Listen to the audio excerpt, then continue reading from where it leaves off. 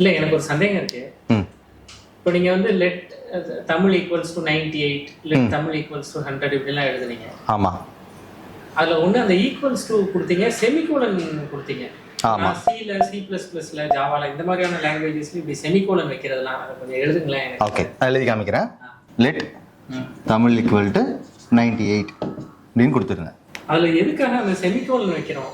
அந்த equals to வந்து கம்பல்சரியா கொடுக்கணுமா? அது என்ன அர்த்தம்? Very good question.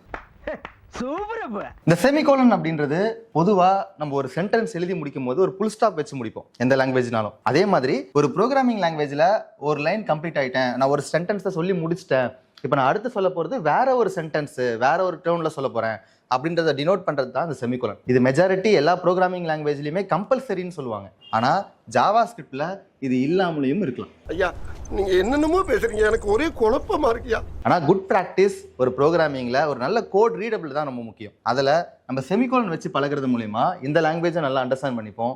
இது இல்லாம வேற ஏதாவது லாங்குவேஜ் போறோம்னாலும் அது நம்மளுக்கு ஈஸியா அடாப்டபிளா இருக்கும். அதனால செமிகோலன் வச்சு பழகிறது பெட்டர் ஆப்ஷன். அடுத்தது இந்த இடத்துல அசைன்மெண்ட், இதை என்ன சொல்லுவாங்கன்னா இந்த ஈக்குவல்ஸ் டு அப்படின்ற ஒரு சிம்பிள் இருக்கு இல்லையா, இதை வந்து அசைன்மெண்ட் ஆப்ரேட்டர் அப்படின்னு நம்ம சொல்ல போறோம். இதோட வேலை என்னன்னா ரைட் சைட்ல இருக்க வேல்யூவை assigning into left side reference variable. அது என்ன ரெஃபரன்ஸ் வேரியபிள்? அப்ப இதுக்கு என்னெல்லாம் பேர் இருக்குன்னு நம்ம பார்க்கலாம்.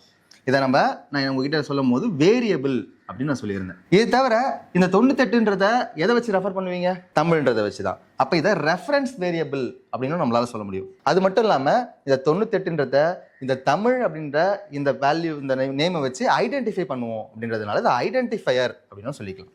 ஸோ இந்த மாதிரி 3 வேறு பேர் சொன்னாலும் எல்லாத்துக்கும் ஒரே மீனிங் தான். ஒரு வேல்யூவை பாயிண்ட் பண்றது தான் அதோட வேலை. அப்ப இது அசைன்மெண்ட் ஆப்ரேட்டர். இது நம்மளுக்கு ஒரு கீவேர்ட், ஒரு வேரியபிளை டிக்ளேர் பண்றதுக்கு முன்னாடி கொடுக்குற கீவேர்ட். லெட்ன்றது ஒரு கீவேர்ட். இப்போ கீவேர்ட்னா என்னன்னு சொல்லி கேட்கலாம். கீவேர்ட்னா ஒன்றும் இல்லை, ரிசர்வ்ட் வேர்ட்ஸ் தான் கீவேர்ட்ஸ் அப்படின்னு சொல்ல போறோம். அப்படின்னா என்ன?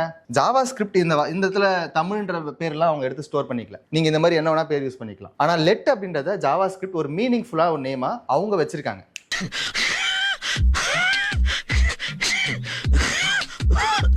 அப்ப இதை சொன்னா ஜாவா ஸ்கிரிப்ட் ஓகே ஒரு வேரியபிள் கேட்கறாங்க போல அப்படின்னு அவங்க நோட் பண்ணிப்பாங்க. அப்ப நான் இன்னொரு கேள்விலாம், இப்போ இது வந்து கீவேர்டுன்னு சொல்லிட்டேன், அவங்க ஆல்ரெடி ரிசர்வ் பண்ணிட்டாங்க இந்த வேர்ட்ஸை. அப்ப நான் அந்த வேர்ட்ஸை எடுத்து யூஸ் பண்ணலாமா?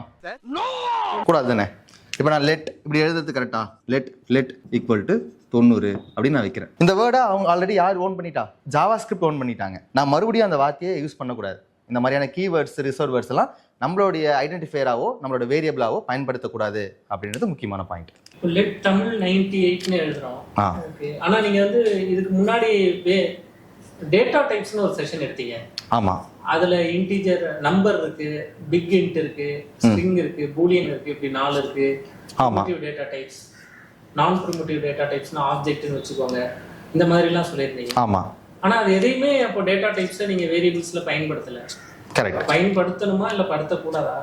புரியலையே. என்ன சார் ஒண்ணுமே புரியலையே சார். நல்ல கொஸ்டின். அதாவது இதுக்கு முன்னாடி நம்ம பார்த்த டேட்டா டைப்ஸ் அப்படின்றது சில டைப்பை பார்த்தோம் இல்லையா, அது எதையுமே இந்த இடத்துல நீங்க பேசலையே வேரியபிள் டிக்ளேர் பண்றதுல அப்படின்றது ஒரு நல்ல கொஸ்டின். அப்போ பொதுவாக இன்னும் மற்ற லாங்குவேஜஸ் எல்லாம் பார்க்கலாம். இப்போ ஜாவா மாதிரியான லாங்குவேஜஸ்ல ஒரு வேரியபிளை டிக்ளேர் பண்றீங்கன்னா கண்டிப்பா அதோட டேட்டா டைப்பை மென்ஷன் பண்ணணும். இப்போ ப்ரோக்ராமிங் லாங்குவேஜை நம்ம 2 கேட்டகரியா பிரிச்சிருவோம்.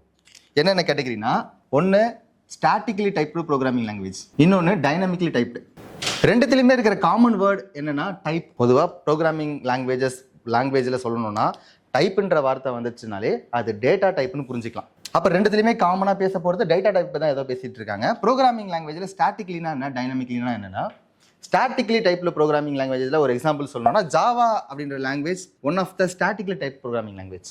இங்கே நம்ம பார்க்குற ஜாவா ஸ்கிரிப்ட் அப்படின்றது one of the dynamically type programming language. அப்படின்னா ஸ்டாட்டிக்லி டைப் அப்படின்றத நம்ம எப்படி புரிஞ்சுக்கலாம்னா, இப்போ நான் இங்கே ஒரு வேரியபிள் டிக்ளேர் பண்ணி காமிக்கிறேன். ஒரு நம்பர் 10ன்னு ஸ்டோர் பண்ணணும். கண்டிப்பாக இதுக்கு ஒரு ரெஃபரன்ஸ் வேணும். நான் வந்து ஏஜ் அப்படின்னு வச்சுக்கிறேன். இதோட விட்டுட்டா ஜாவா நம்மள கேள்வி கேட்கும், இது என்ன டைப் ஆஃப் டேட்டா, இது என்ன வகையான டேட்டா நம்மள கொஸ்டின் பண்ணிட்டே இருக்கும். அங்கே ஜாவால நம்பர்னு ஒரு டேட்டா டைப் கிடையாது, அதுக்கு பதிலாக இன்ட்டு அப்படின்னு சொல்லிட்டு ஒரு டேட்டா டைப் இருக்கு. நம்பர்ஸ் எல்லாம் டினோட் பண்றதுக்கு அவங்க இன்ட்டு அப்படின்னு சொல்லிட்டு ஒரு டேட்டா டைப் வச்சிருக்காங்க. இதை சொல்லணும்னா ஜாவா நமக்கு எரர் த்ரோ பண்ணிட்டே இருக்கும். இது என்ன டைப், இது என்ன டைப் நம்ம கிட்ட கேட்டுக்கிட்டே இருக்கும். இந்த மாதிரி டைப்பை நம்ம ஸ்டாட்டிக்கா கொடுத்துட்டு தான் வேல்யூஸை கொடுக்க முடியும். அதுதான் ஸ்டாட்டிக்லி டைப் ப்ரோக்ராமிங் லாங்குவேஜ்.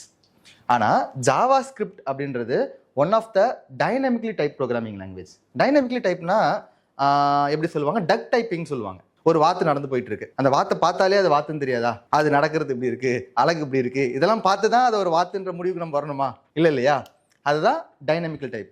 இதை பார்த்தாலே தெரிய வேணாவா இது ஒரு நம்பர் தான் அப்படின்ட்டு? இதை வேற நான் இன்டீஜர், இது நம்பர் அப்படின்னு நான் சொல்லி தான் ஆகணுமா? அதுதான் டைனமிக்கல் டைப். அவங்களாவே இதை எடுத்துப்பாங்க, இது ஓகே 10ன்றது நம்பர் தானே, நானே புரிஞ்சுக்கிறேன் அப்படின்னு சொல்றது தான் டைனமிக்கல் டைப் ப்ரோக்ராமிங் லாங்குவேஜ். அப்ப இன்டர்னலா இந்த டேட்டா டைப் உண்டு, நம்ம எங்கேயுமே எழுத மாட்டோம்.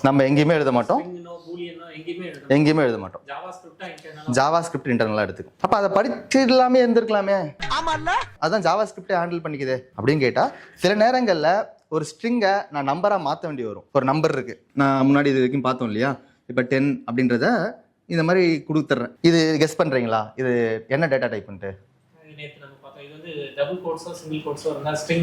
சூப்பர். டபுள் கோர்ஸோ சிங்கிள் கோர்ஸோ இருந்தா அது ஸ்ட்ரிங். எனக்கு இதுக்கப்புறமா இதை நான் நம்பரா மாற்ற வேண்டிய சுச்சுவேஷன் வரலாம் பின்னாடி. இதுக்கு மேல நான் ஏதாவது பிளஸ் பண்ண வேண்டியிருக்கும், மைனஸ் பண்ண வேண்டியிருக்கும். இந்த மாதிரியான விஷயங்கள்லாம் பண்ணும்போது எந்த ஒரு ஸ்ட்ரிங் மேலேயும் நம்மளால அந்த மாதிரி ஆக்ஷன்ஸ் எல்லாம் பண்ண முடியாது. அப்போ இதை நான் டைப் சேஞ்ச் பண்ண வேண்டியிருக்கும். அதனால நம்ம டேட்டா டைப்ஸ் பத்தி தெரிஞ்சுக்கிறது ரொம்ப யூஸ்ஃபுல்லா இருக்கும்.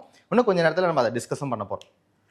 ஒரு டேட்டா டைப்பை இன்னொரு டேட்டா டைப்பா மாத்தலாம். ஆமா, ஒரு டைப்பை இன்னொரு டைப்பா மாத்த போறோம். இதுக்கு பின்னாடி டைப் காஸ்டிங் அப்படின்னு சொல்லிட்டு ஒரு டேர்ம் இருக்கு. காஸ்டிங் அப்படின்றது பியூர் மெக்கானிக்கல் டேர்ம்.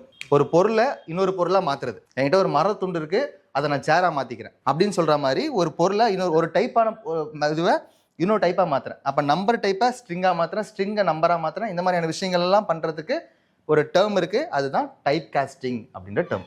இதுதான் ஸ்டாட்டிக்கலி டைப் ப்ரோக்ராமிங் லாங்குவேஜுக்கும் டைனாமிக்கலி டைப்டு ப்ரோக்ராமிங் லாங்குவேஜுக்குமான டிஃபரன்ஸ். ஒரு அட்வான்டேஜ் என்னன்னா, டைனாமிக்கலி டைப் ப்ரோக்ராமிங் லாங்குவேஜ் ஒரு பிகினர் ஃப்ரெண்ட்லியான ஒரு ப்ரோக்ராமிங் லாங்குவேஜ். ஏன்னா இப்போ நான் ஜாவாலாம் படிக்கிறேன் அப்படின்னா கண்டிப்பாக நான் டேட்டா டைப்ஸ்லாம் ஞாபகம் வச்சுக்கணும் டிக்ளேர் பண்ணும்போது. இங்கே அந்த பிரச்சனையே கிடையாது, எல்லாமே ஜாவா ஸ்கிரிப்டே டேக் ஓவர் பண்ணிக்கும். நீங்க சொல்றது டிக்ளேர் பண்ணும்போது மட்டும்தான். ரீஅசைன் பண்ணி ரீயூஸ் பண்ணும்போது அந்த இன்ட் எல்லாம் கொடுக்க வேண்டியது.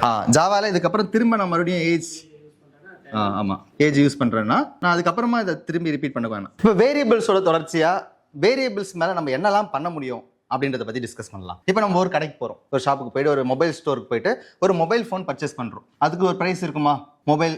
அப்போ நான் முன்னாடி கண்டிப்பா லெட்ன்ற கீவேர்டு யூஸ் பண்ணுவேன். மொபைல் ஈக்குவல் டு 10,000 ரூபாய் இருக்கு அப்படின்னு வச்சுக்கலாம். இன்னொரு முக்கியமான விஷயம், வேரியபிள்ஸ்க்கு பேர் வைக்கும் போது கண்டிப்பா ஸ்பேஸ் விடக்கூடாது. மொபைல் பிரைஸ் அப்படின்னு வைக்கிறோம்னு வச்சுக்கோங்களேன். இப்போ நான் மொபைல் பிரைஸ் அப்படின்னு சொல்லிட்டு 2 வார்த்தையா இருக்கு, அப்போ இது ஸ்பேஸ் விடலாமா அப்படின்னு கேட்டீங்கன்னா கண்டிப்பா ஸ்பேஸ் விடக்கூடாது. அதுக்கு பதிலாக அண்டர்ஸ்கோர் யூஸ் பண்ணிக்கலாம், அப்படி இல்லைன்னா டாலர் சிம்பிள் யூஸ் பண்ணிக்கலாம். இந்த மாதிரி ஏதாவது கொடுத்துக்கலாம். அப்படி இல்லைன்னா இன்னும் பெட்டராக எழுதணும்னா, நல்லா ரீடபிளாக இருக்கணும்னா கேமல் கேசஸ் யூஸ் பண்ணிக்கலாம். கேமல் கேஸ்னா ஒன்றும் இல்லை, இப்போ நான் போயிட்டு இங்கே மொபைல் இந்த ப்ரைஸ்ன்றதை பி கேப்ஸில் போட்டு எழுதுவேன். இப்படி எழுதுறது மூலயமா அதை ரீடபிளாக இருக்கும், இன்னும் மோர் ரீடபிளாக இருக்கும் பார்க்குறதுக்கு. வேற என்னெல்லாம் இருக்கக்கூடாதுன்னா, கண்டிப்பாக கேபிட்டல் லெட்டரில் ஒரு பேரை ஸ்டார்ட் பண்ணக்கூடாது வேரியபிள்ஸ்க்கு பேர் வைக்கும் போது. அண்ட் தென் ஸ்பெஷல் கேரக்டர்ஸில் எக்ஸப்ட் அண்டர்ஸ்கோர் அண்ட் டாலர் சிம்பிளை தவிர வேற எதையுமே பயன்படுத்தக்கூடாது. நம்பர்ஸ் யூஸ் பண்ணலாமா? Numbers are allowed. நீங்கள் எங்கே யூஸ் பண்ணலாம்னா எண்ட்லேயோ இல்லை மிட்லேயோ யூஸ் பண்ணிக்கலாம். மொபைல் பிரைஸ் 1, மொபைல் பிரைஸ் 2 அப்படின்னு யூஸ் பண்ணலாம். ஆனால் 2 மொபைல் பிரைஸ் அப்படின்னு ஆரம்பிக்கக்கூடாது. இதெல்லாம் வேரியபிள்ஸை எப்படி பேர் வைக்கணும் அப்படின்றதுக்கான ரூல்ஸ். நம்பர் மட்டும் வேரியபிளா வைக்கக்கூடாது. கண்டிப்பாக நம்பரை மட்டும் வேரியபிளாக வைக்கக்கூடாது. நான் வெறும் 2ன்னு வச்சு ஒரு பேர் வைக்கலாமா?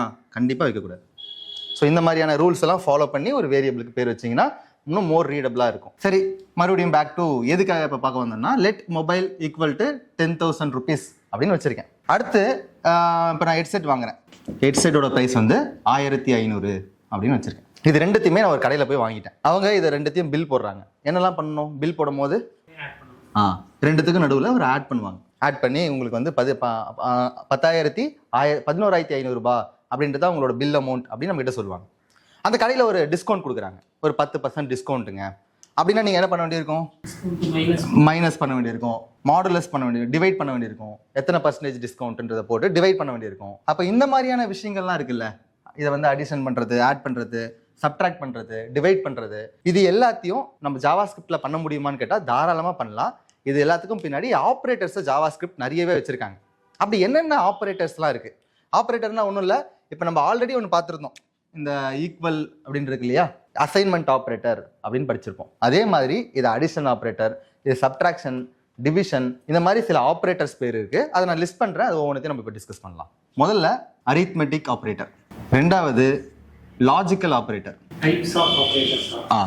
இது எல்லாமே டைப்ஸ் ஆஃப் ஆப்ரேட்டர்ஸ் அப்படின்னு நோட் பண்ணி வச்சுக்கோங்க. And then comparison operator and relational ஆப்ரேட்டர்ஸ்னு ஒன்று இருக்குது. இதெல்லாம் ரொம்ப முக்கியமான ஆப்ரேட்டர்ஸ் தான் வரும். அண்ட் தென் அசைன்மெண்ட் ஆப்ரேட்டர் வச்சுக்கோங்க. அசைன்மெண்ட் நம்ம ஏற்கனவே பார்த்துருக்கோம். அசைன்மெண்ட்ல இன்னும் கொஞ்சம் சில டிஃப்ரெண்டான அசைன்மெண்ட் ஆப்ரேட்டர்ஸ் எல்லாம் இருக்கு. வேற வேற என்னென்ன டைப்லலாம் அசைன் பண்ணலாம் அப்படின்றத நம்ம டிஸ்கஸ் பண்ணலாம். இது எல்லாமே ரொம்ப முக்கியமான ஆப்ரேட்டர்ஸ். இது எல்லாத்தையும் இப்போ நம்ம டிஸ்கஸ் பண்ண போகிறோம். இவ்வளோதான் ஆப்ரேட்டர்ஸா அப்படின்னு கேட்டிங்கன்னா இதை தாண்டியும் சில ஆப்ரேட்டர்ஸ் உண்டு. என்னென்ன ஆப்ரேட்டர்ஸ் வச்சுக்கலாம் அப்படின்னா இதெல்லாம் வந்து செகண்டரியாக நம்ம டிஸ்கஸ் பண்ண போகிறதா வச்சுக்கோங்க. டைப் ஆப்ரேட்டர், டெர்னரி ஆப்ரேட்டர், இதெல்லாம் கண்டிப்பாக இப்போ நம்ம பிரைமரியாக டிஸ்கஸ் பண்ணிட போகிறோம். அது இல்லாமல் இது எல்லாத்தையும் நோட் மட்டும் பண்ணி வச்சுக்கோங்க. பின்னாடி நம்ம கண்டிப்பாக இதெல்லாம் டிஸ்கஸ் பண்ணிக்கலாம். Spread operator and rest operator, இது எல்லாமே வந்து இந்த ஆப்ரேட்டர்ஸும் ஜாவா ஸ்கிரிப்டில் இருக்குது. இதை முடிச்சுட்டு நம்ம இதை சினாரியோஸ் பேஸ் பண்ணி நம்ம டிஸ்கஸ் பண்ணிக்கலாம். இதெல்லாம் நோட் பண்ணிக்கிட்டீங்களா? நம்ம பார்க்க போகிறது எல்லாமே ஆப்ரேட்டர்ஸில் எல்லாமே பேசிக்காக ப்ளஸ் மைனஸ்ன்னு பார்க்குறது எல்லாம் குரூப் பண்ணி இதெல்லாம் இப்படி வச்சுக்கலாம். அரித்மெட்டிக்காக வச்சுக்கலாம், இதெல்லாம் லாஜிக்கலாக வச்சுக்கலாம் அப்படின்னு வச்சுருக்காங்க. வேறு ஒன்றும் கிடையாது. அப்போ அரித்மெட்டிக் ஆப்ரேட்டர்ஸ்லாம் என்ன அப்படின்றதுல நம்ம ஸ்டார்ட் பண்ணுவோம். அரித்மெட்டிக் ஆப்ரேட்டர்ஸில் முதல்ல வர்றது அடிஷன் ஆப்ரேட்டர். 2 நம்பர் கொடுக்குறாங்க, 10 + 10 அப்படின்னு கொடுத்தா இது நம்மளுக்கு என்ன பண்ணி கொடுக்கும்னா ஆட் பண்ணி ஒரு ரிசல்ட்டை கொடுக்கும். ஆட் பண்ணி 20 அப்படின்ற ரிசல்ட்டை கொடுக்கும்.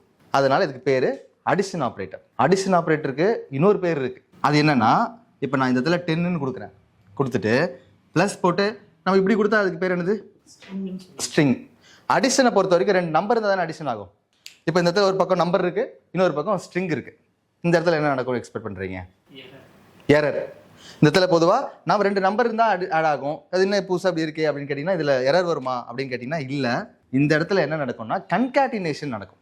கன்காட்டினேஷன் அப்படின்னா என்னன்னா 2 ஒன்றா சேர்க்கறது. ஒன்றா சேர்த்தா அவுட்புட்டில் 10 10 அப்படின்னு சொல்லிட்டு ஒரு ஸ்ட்ரிங் ஃபார்மெட்டில் நம்மளுக்கு வேல்யூ கிடைக்கும். இப்படி இமேஜின் பண்ணிக்கோங்க.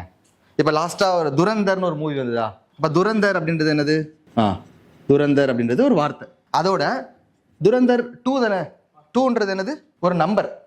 துரந்தர்ன்றது ஒரு ஸ்ட்ரிங்கு, நம்பர் 2ன்றது நம்பர். இது ரெண்டுத்தையும் கூட்டி நம்ம என்ன சொல்றோம்? 2. இங்க என்ன போட்டிருக்கு? தங்கப்ப. அங்க என்ன போட்டிருக்கு? தக்கம்.